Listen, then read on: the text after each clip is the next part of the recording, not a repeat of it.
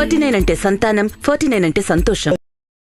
So Kalyan గారు, రీసెంట్గా తెలంగాణలో ఒక ఇష్యూ అయింది. టీపీసీసీ చీఫ్ రేవంత్ రెడ్డి మంత్రి తలసాని శ్రీనివాస్ యాదవ్ని ఒక మాట అన్నారు అని, గతంలో పేడ పిసుక్కునేవాడు అని. దానికి యాదవ సంఘాలందరూ అటాక్కి వెళ్ళారు గాంధీ భవన్ మీద. ఎలా చూస్తున్నారు దాన్ని? ఇది కొంచెం హాస్యాస్పదంగా ఉంది. ఎందుకంటే తలసాని శ్రీనివాస్ యాదవ్ గారు మినిస్టర్గా ఉన్నారు, ఆయన యదువంశంలో పుట్టారు, అంతా ఓకే.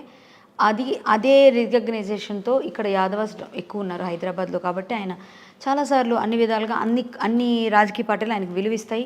ఎందుకంటే సామాజిక వర్గం కూడా బాగా బలంగా ఉంది కాబట్టి వారికి కూడా ఆయనకున్న పట్టు ఉంది అనే ఫీలింగ్ మేము ఒప్పుకుంటాం. దానికన్నా ముందు తలసాని గారు పిసుక్కుంటున్నావు అన్నట్టుగా ఈయన అన్నారు ఒక మాట. దానికి రిప్లైగా అవును ముందు పేడ పిసుక్కునేవారు కదా అని ఆయన అన్నారు. అంటే జరిగింది చెప్తున్నాను, నేను ఎవరిని అనట్లే, ఏం జరిగిందో చెప్తున్నా. ఈయన పిసుక్కుంటున్నామంటే ఆయన పేడ అనేది యాడ్ చేశారు. ఇద్దరికి వాగ్వాదం అయింది. బర్రెలు గొర్రెలు అవి ఇవన్నీ మొత్తం అన్నీ వచ్చేసాయి. వీళ్ళందరూ దాన్ని ఓన్ చేసుకున్నారు.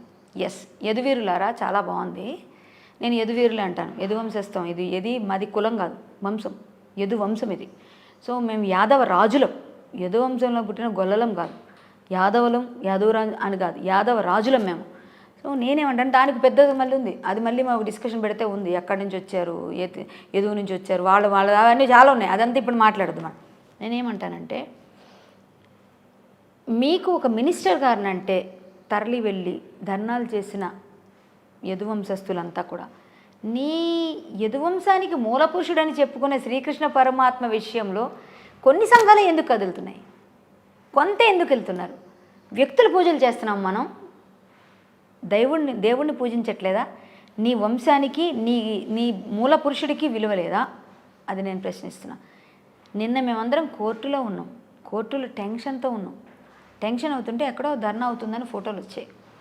సో మీరు పీసీసీ రేవంత్ రెడ్డి గారు ఆయన రేవంత్ రెడ్డి గారు ఏ విధంగా వ్యాఖ్యానం చేశారనే ముందు అతని ముందు కూడా మనమేమో వ్యాఖ్యానం చేసాం చూసుకొని కూడా మనం వెళ్ళాలి. రేపు పొద్దున వాళ్ళు వచ్చి మనల్ని అంటే మనం సమాధానం చెప్పుకునేలా ఉండాలి. నేనేం వాళ్ళకి ఫేవర్ కాదు, వీళ్ళకి ఫేవర్ కాదు, వీళ్ళిద్దరికీ సంబంధం లేని నేను వేరే పార్టీలో ఉన్నాను, సంబంధం లేకుండా. కానీ నేను జనరల్గా చెప్తున్నాను, ఏ విధమైన వ్యాఖ్యలు చేయట్లేదు. తలసాని శ్రీనివాస్ యాదవ్ గారిని అంటే ఎంత స్పందించామో అంతకన్నా రెట్టింపుగా మన శ్రీకృష్ణ విషయంలో కొంతమంది వచ్చి, కొన్ని సంఘాలు కాదు, కొన్ని సంఘాలు వచ్చాయి, అందులో వచ్చిన సంఘాలు కూడా వచ్చాయి, కాదనట్లేదు. కానీ ఇంకో గట్టిగా అవ్వాలి కదా, మనం ఇంకా గట్టిగా ఉండాలి కదా. సో మీరు కులానికి ప్రతీదీ ఆపాదించుకోవద్దు అని మాత్రం నేను చెప్పగలను. ప్రతీదీ కులానికి ఆపాదించుకొని మనం చేసుకుంటే ప్రతి దగ్గర గొడవలు అవుతాయి. కులాన్ని ఆయన అన్నట్టేం నాకేం అనిపించలేదు, నా పర్సనల్ పర్సెప్షన్. కులాన్ని అనలేదు ఆయన. పేడ పిసుకోవడం అంటే ఓన్లీ ఈరోజు యాదవులు ఒక్కటే పేడ పిడకలు చేయట్లేదు. ప్రతి ఒక్కరు పాలు బ్రాహ్మిన్స్ దగ్గర నుంచి ప్రతి శూద్రుల వరకు కూడా ప్రతి ఒక్కరు అమ్ముతున్నారండి ఈ రోజుల్లో. డైరీ ఫార్మ్స్ పెట్టుకొని ఆర్గానిక్ ఫార్మింగ్. ఎస్, యాదవులకే సొంతం అయిపోలేదు. మేము గోపాలరం, మమ్మల్ని గొర్రెలకి బర్రెలకి మాత్రం ప్రతినిధులు చేసేసి మా గొర్రెలు పంపకం ఇస్తారు, గొర్రెలు పంపిణీలు చేస్తున్నారు. నాకు ఇప్పటికీ అర్థం కాని హాస్యాస్పదం అది. గొర్రెలు కావాలి మన కులానికి, కానీ మనం చదువుకోవద్దు, మన ఉద్యోగాలు చేయొద్దు, మనకు సిగ్గుండాలి, మనకు బుద్ధి ఉండాలి. మనం ఉద్యోగాలు చేసుకుందాం, పిల్లల్ని చదివిద్దాం, కనీసం మనం గట్టిగా నిలబడదాం. ఇక ముందు మనం వేరే రాజకీయ పార్టీలను గట్టిగా నిలదీసే వరకు నీకు చదువు ఉండాలి. ఫస్ట్ నాకు ఇస్తానన్నది ఏది, నా రాయితీలు నా తాలూకు ఉద్యోగాలు నా రిజర్వేషన్ ఏది, ఎస్ఎన్టీ రిజర్వేషన్స్ అన్న మధ్య తీసేశారు మధ్యలో. ఇవన్నీ ఎందుకు మాట్లాడరు మీరు? ఒక నాయకుడికి కొమ్ము కాస్తూ మనం బ్రతికితే ప్రతిసారి మనం బానిసలుగానే ఉంటాం. నేను అది మాట్లాడుతున్నా, నేను అది చెప్తా. శ్రీనివాస్ యాదవ్ గారిని అన్నదానికి మీరు నిజంగా కులం కానంటే ఖండిద్దాం, అందరం వెళ్దాం. అసలు శ్రీనివాస్ యాదవ్ గారే ఫస్ట్ స్పందించాలి దీనిపైన. యదువంశంలో పుట్టి ఆయనే ముందు మాట్లాడాలి. ఆయన మాట్లాడడానికి ఆయనకే పాపం, ఆయనకున్న ప్రెజర్స్ ఆయనకు ఉంటాయి. పోనీ ఆయనకున్న ప్రెజర్స్ ఉంటే ఆయన మాట్లాడకపోతే మీరు వెళ్ళి ఆయన ఏదో పర్సనల్గా అనుకున్న దానికి కులానికి ఎందుకు ఆపాదిస్తారు? జనరల్గా మీరు ఆయన అనుకుంటే ఆయన చూసుకుంటారు. ఆయనకి బలం ఉంది, ఈయనకి బలం ఉంది, మధ్యలో మీరు నేను బలి అవుతాం. ఎస్, కరాటే కళ్యాణ్ గారిని నెక్స్ట్ మేము ఎలా చూడొచ్చు? కరాటే ఇన్స్ట్రక్టర్, హరికథ భావతారిణి, ఆ తర్వాత సినిమా నటి, ఇప్పుడు ఒక పార్టీలో కూడా చేరారు. నెక్స్ట్ గోల్ అంటే ఏం చెప్తారు? ఇవన్నీ ఎప్పుడు ఏమంటారండి, ఇప్పుడు నేను అన్నిట్లోనే ఉన్నాను, ఆల్రౌండర్ అంటారు నాకు సింపుల్గా. నా ఫ్రెండ్స్ కానీ నాకు తెలిసిన వాళ్ళంతా ఆల్రౌండర్. ఎక్కడ ఏ అవసరం నాది ఏ రూపంలో ఉంటే ఇప్పుడు ఆ రూపంలో నేను వెళ్తూ ఉంటాను. ఇప్పుడు నేను హిందుత్వవాది అక్కడ అన్యాయం జరిగితే అక్కడ హిందుత్వవాదిగానే వెళ్ళి ఫైట్ చేస్తాను.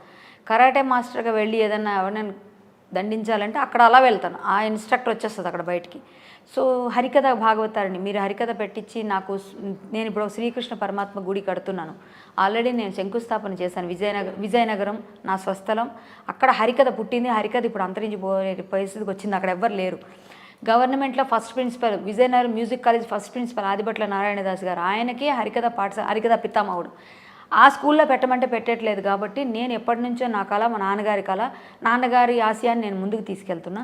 సో నేను అక్కడ హరికథ పాఠశాల కట్టాలి. హరికథ పాఠశాలని ఎవరు హరికథ నేర్చుకోరు. ఎవరు నేర్చుకుంటారు? సంగీతం అంటే ఓకే, డ్యాన్స్ అంటే ఓకే, వెస్ట్రన్ అంటే ఓకే, ఇవి శాస్త్రబద్ధమైనది ఎవరు నేర్చుకోరు. సో అది ఎప్పుడు తక్కువ ఉంటుంది. అది నేను గురుకులంలో పెట్టి భోజనం పెట్టి వాళ్ళకి నేర్పించి వాళ్ళని కొంతమందిని కాపాడాలి ఈ కళ అన్నది నా ఉద్దేశం. దానికి నేను శంకుస్థాపన చేశాను. దాంతోపాటుగా 108 అడుగుల కృష్ణయ్య విగ్రహం, కింద గోశాల, ఆ కృష్ణుడు కింద గోశాల మొత్తం ప్లాన్ చేసాం. 11 అడుగుల రామయ్య, మరకత శివుడు, హరికథ పాఠశాల, కిచెను, ధ్యాన మందిరం ఇవన్నీ నేను పెట్టి శంకుస్థాపన చేశాను గింజేరు గ్రామంలో. అది ఈ మే నెలలో స్టార్ట్ అవ్వాలి. కానీ ఈ గొడవల వల్ల ఈ వీటి వల్ల నాకు సమయం సరిపోలేదు. వెళ్ళదు. మేబీ తొందరలోనే. వీటన్నిటి ఏర్పాట్లకి డబ్బులు ఎక్కడి నుంచి వస్తాయి? హరికథ చెప్తానండి. ఇప్పుడు కృష్ణ భక్తురాలుగా నేను జోలి పడతాను, వెళ్ళి హరికథ చెప్తాను. మీ ఊరు వస్తాను, మీదే ఊరు. అక్కడ ఉన్న హిందుత్వవాదులు హరిదాసులు అందరూ ఉంటారుగా, ఎవరే హరిభక్తులు, హరిదాసులు అంటే మేము, వాళ్ళంతా ఎవరైనా వాళ్ళందరికీ నేను ఒక రూట్ మ్యాప్ వేసుకొని నేను ప్రతి ఒక్కరికి చెప్తా. నాకున్న పరిచయాలతో నాకు రాసి ఇవ్వండి అంటే ఎంతో కొంత ఇస్తుంటారు. అది కాదు నాకు, నా హరికథని వినండి. మా నాన్నగారి పేరు రామదాస్ ఎలా అయితే స్వామి కోసం కష్టపడ్డారు, మా నాన్నగారు అలా కష్టపడి రామనామంతో మమ్మల్ని పెట్టారు. ఇంత అన్నం పెట్టారు. సైకిల్ తొక్కి ఊరూరా వెళ్ళి హరికథలు చెప్పి మేము బాధపడడం ఆ రోజులు ఏం లేదు. మాకు కష్టం నుంచి వచ్చాను కాబట్టి నాకు తెలుసు కన్నీళ్ళు. ఈరోజు మా నాన్నగారు లేరు మా మధ్య. ఆయన వెళ్ళిపోతూ చెప్పింది ఒకటి, ఆ గుడి నువ్వు కట్టాల్సిందే, హరికథ పాఠశాల పెట్టాల్సిందే. సో నేను తీసుకున్నాను దీక్షగా. ఆయనే వచ్చి చెప్పాలనుకున్న హరికథలు ఇప్పుడు నేను ప్రతి ఊరు వెళ్తాను, ప్రతి ఊర్లో హరికథ చెప్తాను, జోలే పడతా. మీరేమిస్తారో అది ఇవ్వండి, నా గుడి నేను కడతాను. ఇది నా ఆశయం. భగవంతుని కోసం నిజమైన రామదాసు ఎలా అయితే రామదాసు కూతురుగా నేను ఆ పని చేస్తాను. ఇదే నా రామభక్తి, నా కృష్ణ భక్తి. నేను ఇద్దరికీ ఆలయం కడతాను, రాముడికి కృష్ణుడికి. సో నా పని నేను క్లియర్గానే ఉన్నాను, క్లియర్గానే చేస్తాను. రాజకీయ నాయకురాలుగా అంటారా, అది నా చేతిలో లేదు. నేను ఉన్నాను పార్టీలో, బట్ నేను ఫైట్ చేస్తాను, ఉంటాను. నేను నాలాంటి ప్రశ్నించే గొంతు ఉండాలి కాబట్టి, అందరూ అడుగుతారు కాబట్టి, నా రైట్ కూడా కాబట్టి నేను ఉండాలి. నేను అది కూడా చేస్తాను. సినిమా ఇండస్ట్రీని వదిలేయలేను, ఎందుకంటే సినిమా అన్నం పెట్టింది, పేరు ఇచ్చింది. సో నేను సినిమా ఇండస్ట్రీ తరపున కూడా నేను ఫైట్ చేస్తాను. వాళ్ళు కానీ నాకు ఇవ్వకుండా ఎవరైనా అడ్డుకుంటారు అనుకోను. అలా ఎవరు చెయ్యరండి, అసలు నాకే తెలిసి చెయ్యరు. మా వాళ్ళంతా మంచి వాళ్ళు. ఒకవేళ లేకపోయినా నేను ఈ మధ్య ఎప్పుడో 2-6 నెలలు అవుతుందేమో, నేను ఆల్రెడీ పేపర్లో కూడా వచ్చింది, నేను సినిమా డైరెక్షన్ చేయబోతున్నాను, చేస్తాను. నేను మా తమ్ముడు ఆల్రెడీ స్టార్ట్ చేశారు, సినిమా ప్రొడ్యూసర్గా స్టార్ట్ అయ్యాడు. ఇప్పుడు రేపు నెక్స్ట్ మంత్ నుంచి. నా సొంత తమ్ముడు తారక రాముడు. సో ఏంటంటే మా ఇంట్లో మేము మొదలుపెట్టాం, మా ప్రొడక్షన్ మాకు చేతనైంది మేము చేస్తాం. సినిమా అమ్మనైతే వదిలేదు, సినిమాలు చేస్తాను. సోషల్ యాక్టివిస్ట్, హిందూ యాక్టివిస్ట్ అంటారు, నాలో ఇంకా జీర్ణించుకుపోయినవి. సో అవి ఎక్కడ వేరు చేయలేం. ఎక్కడ మంచి ఉంటే అక్కడ వెళ్తాను నేను. మొన్న రాత్రి మీకు ఎవరికి తెలియని విషయం, అంటే ఇలాంటివన్నీ బయటికి వెళ్ళవు, ఇలాంటప్పుడని చెప్తే ఒక్కరైనా మారుతారని చెప్తున్నా. మొన్న నైట్ నాకు 12:30 దాకా ఇదే ఇష్యూ. రేపు మార్నింగ్ కోర్టుకి వెళ్ళాను. నిన్న కోర్టుకి వెళ్ళాను, అంటే మొన్న నైట్, నిన్న ఎర్లీ మార్నింగ్ అనుకోండి, నాకు కాల్ వచ్చింది. అమ్మ సినిమా ఇండస్ట్రీ అంట అతను, మీకు చూపిస్తాం. సినిమా ఇండస్ట్రీ అతను చాలా యాక్సిడెంట్ అయ్యి ఇక్కడ బేగంపేట దగ్గర పడిపోయాడు. అతను కార్డు వచ్చింది, ఏమని ఉంది అంటే సినిమా ఇండస్ట్రీకి ఫిల్మ్ అండ్ టీవీ అని ఉంది, ఆయన ఏదో కాస్టింగ్ డైరెక్టర్ అంట అని చెప్పేసి నాకు ఫోన్ చేశారు. ఫోన్ చేస్తే అయ్యో అని చెప్పేసి నేను వెంటనే వెళ్ళాను. చూడండి, మీరు ఇక్కడ క్లియర్గా చూడొచ్చు, వాయిస్ నాది. ఇవ్వండి, ఈయనకి ఈ కార్డు ఉంది, సినిమా ఇండస్ట్రీ కార్డు. ఎవరికి కాల్ వచ్చింది? నాకే కాల్ వచ్చింది. అంటే ఎవరికైనా మంచి చేసేదని ఫీలింగ్ ఉండబట్టే కదా వాళ్ళు కాల్ చేశారు. 4:30 వరకు నేను గాంధీ హాస్పిటల్లో పడిగాపులు కాసి అతని కోసం వెతికి వాళ్ళ అమ్మ నాన్న వచ్చేదాకా ఉండి అక్కడ అప్పచెప్పి బ్యాక్ వచ్చాం. ఎవరికి తెలుసండి ఇది? అర్ధరాత్రి ఇంట్లో అందరు నిద్రపోతున్నారు, అందరికీ ఫోన్ చేసి ఎవరు ఎత్తలేదు. 4:30 దాకా నేను గాంధీలో ఉన్న నిన్నే నేను డైరెక్ట్గా ఇంత పనిలో కూడా రేపు ఉదయాన్ని కోర్టు నిద్ర కూడా లేదు, ఉదయాన్ని మళ్ళీ కోర్టుకు వెళ్ళాల్సి. అంటే నేను హార్డ్ వర్క్ చేస్తాను. ఇలాంటి సేవలు చేసుకుంటూ సినిమా ఇండస్ట్రీ అనగానే పరిగెత్తాను. నా ఇండస్ట్రీ అనే కదా, సినిమా ఇండస్ట్రీ మనిషి అని చెప్పి చూడండి, అతను క్లియర్గా వాళ్ళ అమ్మ నాన్న భువనగిరి నుంచి రప్పించే వరకు హిందూ వాహిని కార్యకర్తలు, గోరక్షకులు, విశాల్ తమ్ముడు వాళ్ళు ఫోన్ చేసిన వెంటనే నేను పరిగెత్తెళ్ళి ఎవరు గుర్తొచ్చారు వాళ్ళకి? వచ్చి సినిమా ఇండస్ట్రీ వాళ్ళు కదా అంటే ఎవరు అది చిన్న అసోసియేషన్ ఎవరో తెలియదు. నేను పట్టుకొని పరిగెత్తి వాళ్ళ అమ్మ నాన్న తీసుకొచ్చి వాళ్ళకి అప్పచెప్పాం. ఆయన చాలా గట్టి దెబ్బలు తేలేపాం, అసలు చాలా డౌట్ కూడా చెప్పారు. బట్ ఆయన మాట్లాడుతున్నాడు కదా మేము వెళ్ళిన తర్వాత, అప్పుడు కన్ఫర్మ్ అయింది ఈయన పర్వాలేదు సేవ్ అవుతాడు. బట్ పెయిన్ వచ్చిందా 4:30 దాకా నాకేం పని? నేను ఫోన్ కూడా చేసి నేను ఇప్పుడు రాలేను, పొద్దున్న వస్తానంటే ఎవరు అడుగుతారా నన్ను? నేను మానవత్వం గల మనిషిని, నేను మానవత్వంతో పనిచేస్తాను. నేను నా వ్యక్తి కోసం, ఇది ఎవరికైనా తెలుసా చెప్పండి? ఎవ్వరికీ తెలియదు, ఇలాంటివి బయటికి రావు. నేను కరోనా టైంలో రోజుకు 200 మందికి నేను వంట చేసి మూడు నెలల దాకా నేను సర్వ్ చేశాను. పోలీసులు నా ఇంటికి వచ్చి ప్యాకింగ్స్ తీసుకెళ్ళేవారు. ఏమండి ఎన్ని చేస్తున్నామో అవన్నీ చెప్పుకుంటే లిస్ట్ అవుతుందండి. ఏంటండి ఇదేమన్నా పద్ధత? ఎస్ కళ్యాణి గారు, థ్యాంక్ యూ సో మచ్ అండి. థ్యాంక్ యూ అండి. జై శ్రీకృష్ణ. నాకు సపోర్ట్ చేసిన ప్రతి మీడియా పీపుల్కి, ప్రతి లాయర్లకి, ప్రతి హిందూ సంస్థలకి, ప్రతి యదువీరులకి, ఇక మా కేసుని ఇంత గట్టిగా వాదించిన చలకాని వెంకట్ యాదవ్ గారికి, సత్యం రెడ్డి గారికి అందరికీ ధన్యవాదాలు.